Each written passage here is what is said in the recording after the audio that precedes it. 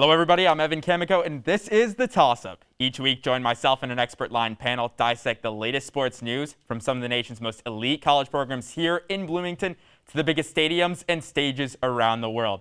On today's show, we are jumping into all things Beijing 2022 and the Winter Olympics. Stick around because we got a great show for you coming up on The Toss-Up.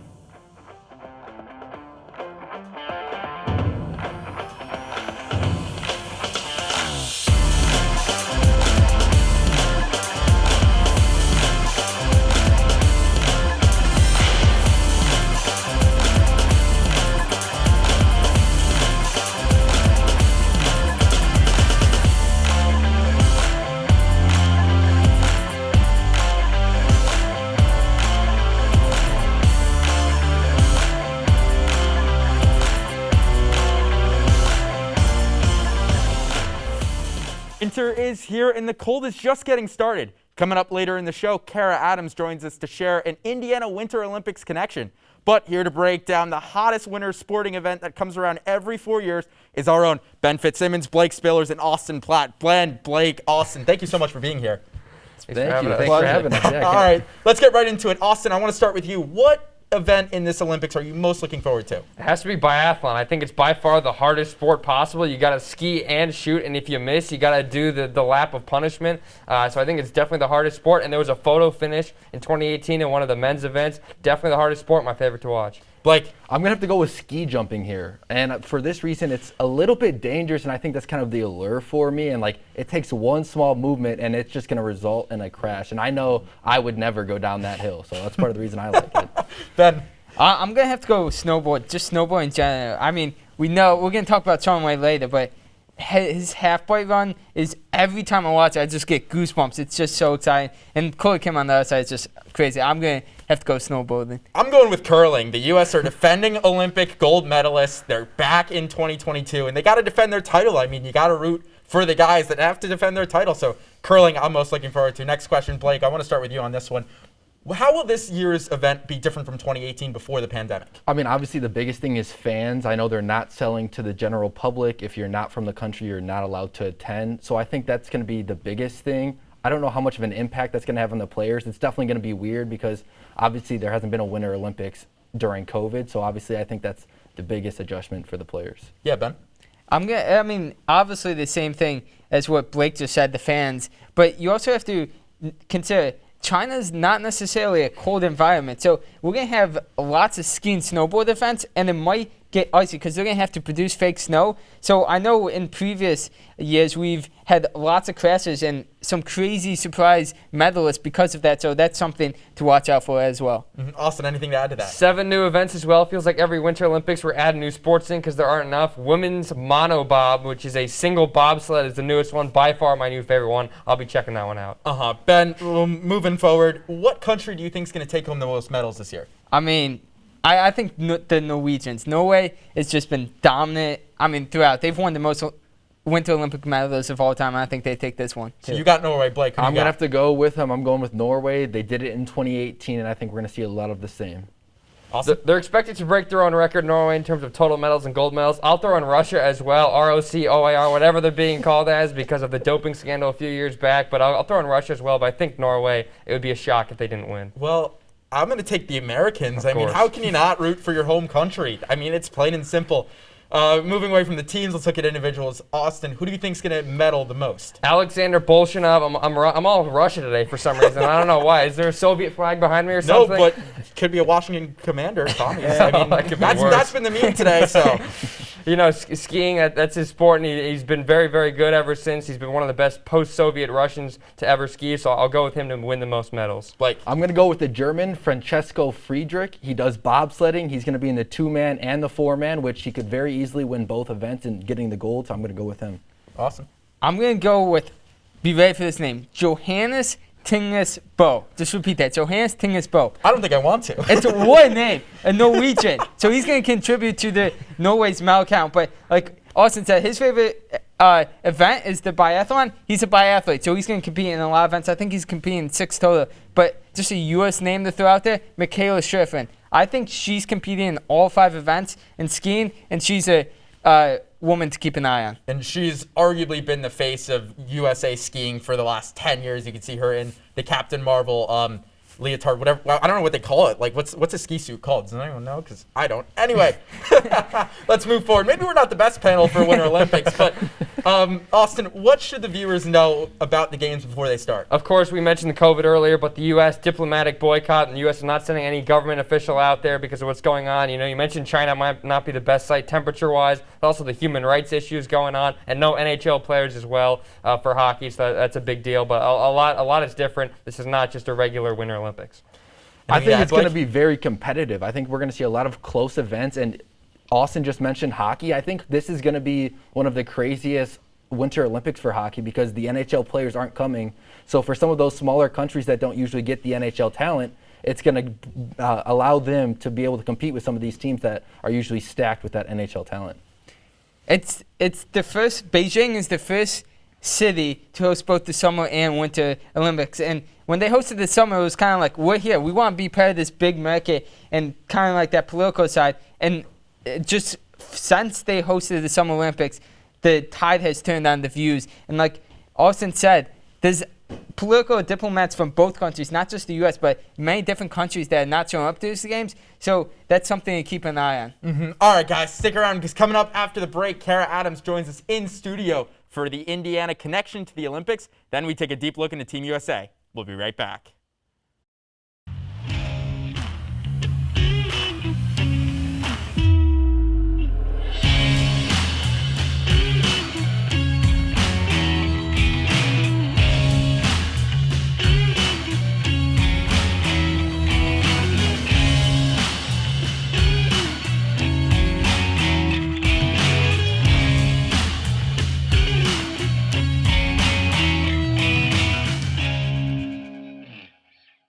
Welcome back. Now joining the show is our own Kara Adams for Indiana's connection to the Olympics. Kara? Thanks, Evan. As the 2022 Beijing Winter Olympics gets underway, let's take a look at the Hoosier connections on Team USA. While there are no IU alums on the team, two skiers, Nick Goffer and Justin Schnoenfeld, are both from Lawrenceburg, Indiana. Nick Goffer is a freestyle skier and a two-time Olympian. He started skiing at Perfect North Slopes and eventually made artificial grass slopes in his own backyard to learn how to do tricks. His skills were soon noticed, and he moved to Oregon to attend and train at Wendell Ski Academy. He's won both a silver and bronze medal in his past Olympics and has also been successful at the World Championships and the X Games. For this upcoming Olympics, he will be competing in slopestyle and big air skiing. For Justin Schnoenfeld, this will be his first Olympic debut, and he will be competing in aerials. Schnoenfeld is 23 years old and also grew up skiing at Perfect North Slopes. He too learned how to do tricks by skiing down a ramp into a pond in his backyard when he was younger. Nick Goffer will look to build on his previous success in his Olympics, and Justin Schnoenfeld will look to put his name out there even more with his Olympic debut. The Winter Olympics start today, so be sure to cheer on your Hoosiers. Evan, back to you. Thanks, Kara. Now it's time to break down all things Team USA. We've done the outlook. Let's look at USA specifically. Austin, I want to start with you because you're our hockey guy. What do you think for this U.S. hockey team? I don't think a lot, honestly. The fact that no NHL players is a really good thing for the NHL because they got to make up a bunch of games. But it's a lot of college guys, and you look at 4 years ago, they were quarterfinalists, lost to Czech Republic 3-2 in overtime, and had a qualification round just to get there. So they'll struggle. One name to look out for: Matty Beniers, the second overall pick via the Seattle Kraken in the NHL draft, not the expansion draft. He's a solid center currently playing at Michigan, tearing it up for the Wolverines, but not too much. If they get to the knockout stages, that's a good thing. If they win a game, even better. And if they can play for a bronze medal, that would be a miracle. I mean, the good news, though, is there is the U.S. women's hockey team as well. Blake, do you have anything to add about that? Yes, I was going to say I have way more confidence in the women's team to win the gold than I do in the men's. I think the best matchup we're going to get is Canada versus the United States. I think that's the best competition for the U.S. But going back to the men's, I'm going to say, I'm expecting a bronze medal out of them. They've got a lot of young players, and if they play well, you could see a lot of energy on the ice, and you could see them competing really well with the other teams. And Ben, miracle on ice. I mean, that was 42 years ago now. Wow. Sheesh, we're young. What are you thinking about USA? Can they do that? Can they get a miracle on ice this year? Let's go. Fingers crossed. Fingers crossed we do it, but no. I might not even tune in. I mean, they're that bad. I mean, no, I don't even think they have a chance of contending for the bronze medal personally. But the women's side, I mean, what a matchup and shootout last Olympics between Team USA and Canada. I'm dialed in to see that matchup again. And one of the other, most glorified Olympians, Shaun White. This is his last Olympics. Do you think he'll get his final gold medal? Blake, I want to start with you. Of course. I mean, it's like impossible not to root for this guy. And I think, honestly, he's saving his best for his last. I think it's going to be something special. I think we're going to get a great performance, and I think he gets the gold medal. Ben? I mean, the red tomato, I got red hair. I mean, I can't root against him. I have to go for him. Yeah, I think he's going to do it again. Austin? I'll play devil's advocate here. I don't think so. He's 35 years old, which for an Olympian feels like he's 50 years old. I think they're just younger guys younger athletes that are a bit ahead of him. And honestly, a few months ago, we thought there was no way he was going to compete, had a bunch of injuries. So I'll say no, the time's over for him. But hey, you can't root against Shaun White. But another, there's so many good Olympians. I mean, the Winter Olympics is so fun. Figure skating is a really big sport.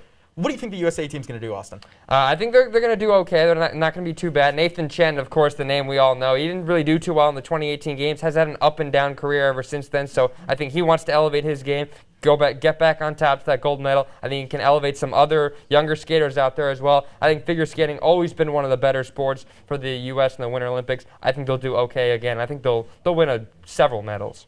Right. Yeah, and I expect him to start being able to compete with those powerhouse countries like Japan and Russia. Like he mentioned, Nathan Chen, I think this is the year he finally gets his gold medal. He's done pretty much everything else in the figure skating world. I think the gold medal is the last thing. Another name to keep an eye out for is Alyssa Liu. She's only 16 years old, but I think she has a good chance of getting a medal this time in the Olympics. Yeah, that makes me feel really bad when a 16-year-old's competing in the Olympics and I'm sitting here. Ben? Yeah, I mean, everyone thinks as the U.S. ice skating team to be like this great team, but actually they haven't won much gold medals. In the last 2 Olympics, the only gold medal I think they won is ice dancing, and that was a crazy routine, the highest score ever scored for that. So, I mean, I think Nathan Chen is the best hope for getting that gold, and he's been dominant ever since that horrid performance in the Olympics. But I think he gets it done. And another name, Jason Brown from Highland Park, Illinois. I had to give him a shout from he's where I'm from. So go him. All right, let's move on. Skiing and snowboarding, a big thing. There's been so many young talent recently. Who do you got your eye on in skiing and snowboarding? I mean, I know everyone's going to say Chloe Kim, but I got to go with Red Jared. I mean, he was also a ginger. Yeah, I mean, I got to stick with it. No, I mean, and the name Red, can't go against that. But, I mean, he was just unbelievable at the Olympics last year, and he was only 18 back then, so now he's only 22. I mean, he's got the young talent. He's been working hard, and I think he'll get it done this year again. Yeah, Ben kind of already mentioned it. I think Chloe Kim is obviously the name to look at. She was a gold medalist in 2018. She's on the half-pipe team, and I think, honestly, we're going to see a lot of the same of what we saw in 2018. I think she's going to get it done again this year. Awesome. Easy answer, Chloe Kim. She was 17 when she won gold back in 2018, and the half-pipe's an excellent sport to watch. I think she'll do it again, and really the ceiling is so high for her. And here's another excellent sport to watch that many people won't agree with, curling. U.S. are, the men's are gold medalists. Will they repeat this year?